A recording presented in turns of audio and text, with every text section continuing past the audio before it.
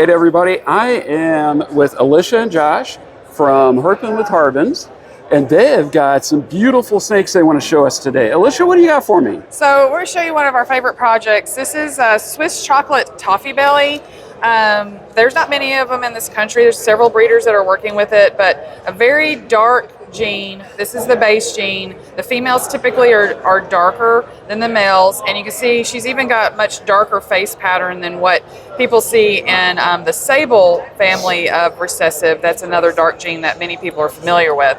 So that's the girl. And now this is a male Swiss chocolate that is anaconda also. And if you can see, hopefully you can appreciate, there's this green patterning coming out. So he's getting green tones as he gets older, and on the side he's getting gold tones. And so we kind of speculate there's some kind of hormonal change that occurs why the females get darker brown and why the males get golden and green. But we don't really understand why there seems to be a sex link to that. And then this little humdinger is actually the double visual. So she is Swiss chocolate, toffee belly, and anaconda, which we got super lucky on getting this because we had double hets when we bred them. We imported the parents in from Jules Toth Swiss chocolate factory in Switzerland, and she's got her paradoxing coming through, which is very typical of a toffee belly family. But see, she's got a dark, rich color to her head. She's more of an auburn color, orange in person. So we're super stoked to have this animal and excited to be in this project. And she's a little squirmy. She's a wild thing. She's always been a wild thing. She's actually calmed down a lot.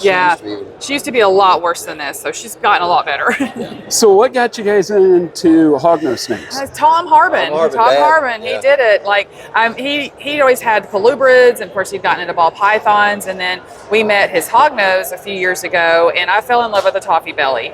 And that was our first snake, was a toffee belly conda from Tom. And then the addiction grew. They're like potato chips. You cannot have just one. And so we started getting more and more. And then he wrangled us in on the Swiss chocolate import because he imported several from Jules Toth also. And he kind of said, hey, you want to do this? And we're like, what? How do you do this? And we did it and shipped money to a man that we've never met in Europe. And then we had snakes a few weeks later. It was pretty cool. So so you took a leap of faith. Yeah. Imagine that. Tom getting somebody to take a leap of faith. But we were super excited, and he knew that we produced this before he passed away. And so he was real proud of everything that we had done so far. So you know what? I just got to say, we just came from church service. Yes. And how wonderful was that? Oh, it's awesome. It was so cool. Wonderful. It was wonderful to hear Brian playing Tom's guitar because we don't get to hear it anymore. None of us can do it, and we sure couldn't do it anywhere like Tom did it. So it's a joy to hear the music come from Tom's guitar again. So yeah. It surely was. And you know what?